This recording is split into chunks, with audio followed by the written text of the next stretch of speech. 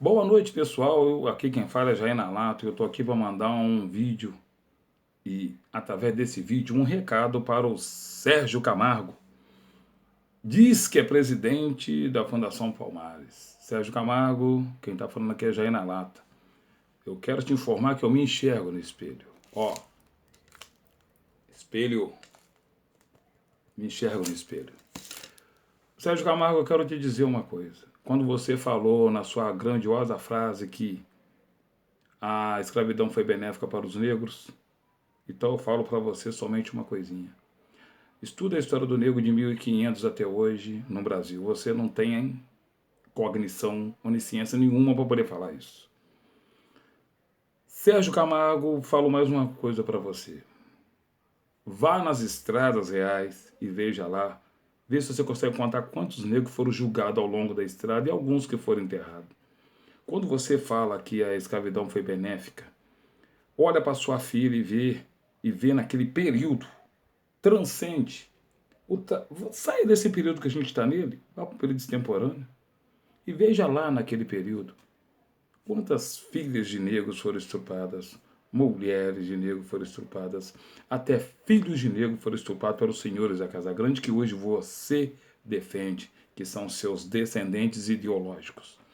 Eu gostaria de dizer para você também, Sérgio Camargo, que eu acho que você não sabe nada da história do negro brasileiro. Muito menos você se preocupou em saber a história do negro norte-americano, que é linda, de guerra, de luta e de racionalismo, do inglês e do francês. E dos africanos. Podem falar o que quiser. Lógico, a África tinha sua cultura própria do escravismo. O escravismo é antigo. 2, 3 mil, 4 mil anos antes de Cristo. Mesopotâmia, Egito. Você está me entendendo? Os grandes impérios do passado. Entre os índios, astecas, maias, incas. Mas você não tem cognição para isso. Você fala sem propriedade. Você não se enxerga no espelho, você não se considera um cidadão negro brasileiro. Quando você ataca e defende o fim das cotas, significa que você não vive no Brasil. Você não sabe que em 1837 teve a primeira lei da educação e nós somos alijados.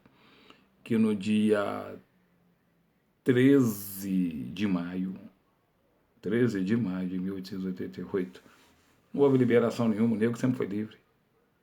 O negro brasileiro sempre foi livre. Dia 20 de novembro de 1695 se comemora o Dia da Consciência Negra por causa da morte de Zumbi. Antes de Zumbi tivemos outros guerreiros anônimos que a gente não sabe o nome, mas ele fica como baluarte. Não o seu, porque pelo que eu sei você deve ter nascido na Escandinávia, na monarquia dos Habsburgo da Europa, entre os meios protestantes de 1620 dos Estados Unidos. Você não sabe sua própria história, Sérgio Camargo. Você é a vergonha da etnia negra brasileira e, na verdade, eu coloco você fora dessa etnia. A Fundação Palmares hoje não tem presidente. Não precisa se considerar um presidente, como o Bolsonaro também não é o presidente do Brasil.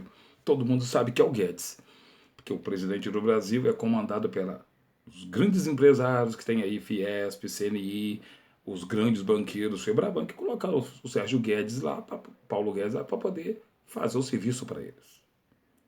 O Bolsonaro, na verdade, é um boneco que esses grupos monetários, até multinacionais, que comandam o país, tem ele como um verdadeiro mambembe. Ele faz as palhaçadas dele, sem cognição nenhuma, sem onisciência nenhuma, enquanto o povo está sendo massacrado com as reformas. E o funcionalismo público, que algumas pessoas dentro do funcionalismo público apoiou isso tudo que está aí, hoje está vendo. Foram chamados de parasitas. Mas parasitas são todos, até o presidente é parasita. Até o presidente é parasita. Porque o presidente é funcionário público. Então, Sérgio Camargo, o recado é para você. Procure saber a história do negro. Procure saber quantos negros que morreram na travessia macabra, nos tumbeiros da África para o Brasil. Quantos que morreram. O maior holocausto não foi dos judeus, não. O maior holocausto foi dos negros. O maior holocausto foi dos negros. Agora, os negros os negros, os cidadãos negros nacionalistas estão atrapalhando essa elitezinha, com um monte de pobre metido a rico que hoje está ferrado, que não está conseguindo nem pagar o seu condomínio, nem conseguindo pagar a prestação do seu carro, a prestação do seu apartamento. Então, pé da vida, porque uma gama de negros subiu, ascendeu socialmente. A partir de 2003, agradeço ao senhor Luiz Inácio Lula da Silva, que eu tive o prazer de votar nele em todas as eleições, e na nossa presidente Dilma Rousseff. Tanto é que o Lula é citado como presidente Lula, pelo respeito que o mundo tem a ele, pela sua inteligência, educação. O mesmo não posso falar do seu senhor da Casa Grande. Lembrando, o Sérgio Camargo, que eu acho que a Casa Grande te fez mal. Quando você abre a boca para você poder falar os seus fabiapá, eu fico com vergonha. Porque eu consigo te enxergar, mas você não se enxerga. É uma coisa estranha. Mas só que igual você tem muitos por aí. Não votaram num senhor da Casa Grande à toa. Votaram por inveja de ver o outro cidadão negro melhorar de vida. Ter uma casa boa, ter serviço bom, poder fazer com que seus filhos também venham nessa tangente e melhorem cada vez mais. Isso é um mal que vocês não conseguem. Ser presidente da Fundação Palmares, uma pessoa igual a você, é um crime. Eu espero que pessoas inteligentes possam simplesmente não te tirar de lá. Mas, na verdade, você vai ficar como um boneco na fundação. Porque você não representa a sociedade negra brasileira. As suas frases, no qual você critica as cotas, eu falo para você. Me prove isonomia e meritocracia nesse país. A partir de 2003, com o governo Lula, derruba-se as paredes da universidade, o nosso grandioso Everest brasileiro, e tem aí a inveja. Outra coisa que você vem fazendo, soltando, defendendo o Bolsonaro. Problema teu. Quem come os restos é você, não somos nós. Entendendo? Você falou que as cotas alimentam o racismo. Não. As cotas alimentam a inveja. Porque o negro nunca teve privilégio nesse país aqui. Nunca teve. Educação, poder econômico, cargos de comando, nunca se pensaram em ter negro nesses cargos. Você vai pegar um cargozinho e vai achar que é muita coisa, não é nada. Porque você não vai fazer nada. Porque você não tem poder para nada. Políticas têm que ser públicas, tanto para o branco como para o negro. E devemos lembrar que a luta pela abolição da escravatura, que o negro sempre foi livre, ela foi pautada, comandada com aliados brancos. Porque o negro brasileiro ele não pode ver o racismo em cada esquina. Ele tem que lutar contra isso. E a maioria das pessoas que praticam o racismo, esse racismo velado cara a cara, são pobres. Pobres sem cultura, pobres que não suportam ver o negro entrar numa loja, comprar, adquirir um bem material. Isso está comprovado. E eu vejo você, ô Sérgio Camargo, como uma pessoa que carrega muita inveja. Teu irmão é um escritor, inteligentíssimo.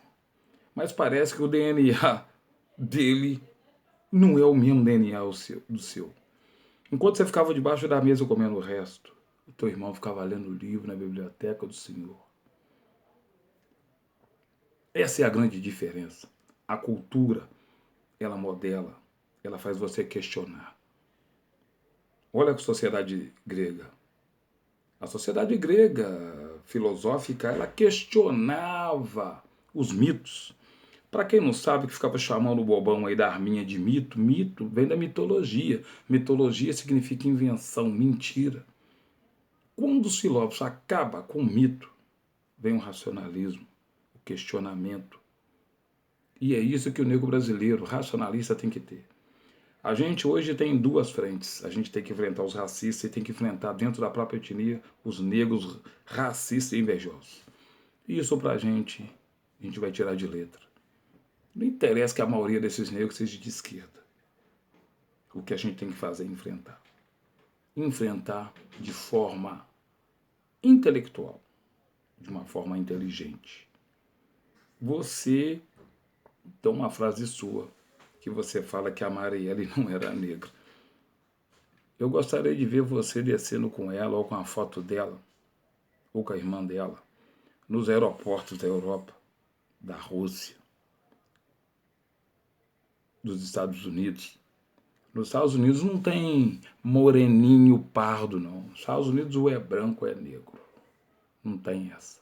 Aqui que tem esse negócio marronzinho, chocolate, eu sou preto clarinho, eu sou preto não sei o quê. Lá não existe isso. Escapou de branco, preto é. A nossa sociedade é tão racista, preconceituosa, que ela embutiu no que se diz mulato, que é o sentido pejorativo, moreno, que é um sentido também pejorativo, que ele não é cidadão negro. Mas quando ele baixa na Europa, vai nos Estados Unidos, cai de cara com aquele grupo do Trump, da KKK, eles tomam uma bufetada na cara. Eles veem que tudo aquilo que foi criado no Brasil, lá fora, não existe. Não existe. Aí volta com o rabinho entre as pernas, desembarca nos aeroportos que chorando e reclamando. Mas isso é a ideologia podre e pobre. A gente tem que ter caráter e vergonha na cara. Falo para você, estude a história do negro. Estude a história das crianças que foram estupradas. Estude a história das negras lindas que tiveram seus olhos perfurados, rasgados, assassinadas. As 18 horas de serviço do cidadão negro que ajudou a construir esse país. O que aconteceu com aqueles negros racionalistas no Rio de Janeiro, 19/20, com a política do branqueamento do Brasil, que desaparece essa turma do Rio de Janeiro, e hoje você vê o Rio de Janeiro como é. É caso para se pensar, para se questionar. Você não é digno de ter essa cor de pele. Todo cidadão negro racionalista tem que lutar contra isso, tem que lutar contra essa mente, contra esse tipo de pensamento. E o negro brasileiro, ele vai transcender isso tudo que está aqui hoje. Nós vamos ultrapassar isso, vamos continuar invadindo as universidades, vamos continuar formando negros cada ano melhor, vamos continuar respeitando todos aqueles brancos que não têm essa mente podre que muitos negros têm, que é o preconceito velado como seu próprio irmão de cor, porque raça não existe, tem etnia. E o Brasil vai superar isso tudo. Nós estamos vivendo 4 anos de vergonha. 4 anos de vergonha velada. Discurso nazi-fascista, discurso preconceituoso racista, que muitas pessoas simplesmente endossaram. E entre essas pessoas, vários cidadãos negros. Mas só que o racionalismo vence a ignorância. E nós estamos aí para poder fazer com que a nossa vitória seja justa e concreta. E a melhor maneira de enfrentar isso é sendo cada vez mais inteligente, estudando cada vez mais, lendo mais, tendo mais empatia. E saber separar o joio do trigo. Porque tipo de gente igual a você não senta do meu lado e muito menos vai para o meu lado numa trincheira de guerra. Jamais. Continue comendo o resto da mesa do Bolsonaro. Porque eu não, amigo. Eu coloco uma mesa em cima da mesa dele, como em cima para cair no prato dele o meu resto. Isso é ser negro, isso é ser cidadão negro. E na outra mesa que eu vou botar lá fora, com tudo do bom e do melhor, vai sentar cidadãos negros, racionalistas e brancos. Por quê? O cidadão negro, ele tem que entender o seguinte, ele não pode ficar procurando o racismo em cada esquina, já que ele tem que enfrentar o racismo dentro da própria etnia dele. E ele tem que saber que as pessoas têm que ser tratadas por igual. Mas a partir do momento que é detectado nessa pessoa um sentimento sujo e imundo igual esse, tudo acaba. Para essa pessoa, subjetivamente, no escopo, ela tem que ser destruída. Destruída moralmente. Temos as leis aí, várias leis, 77, 16, 89, que combate o racismo e o preconceito. E o cidadão negro tem que fazer valer o seu direito.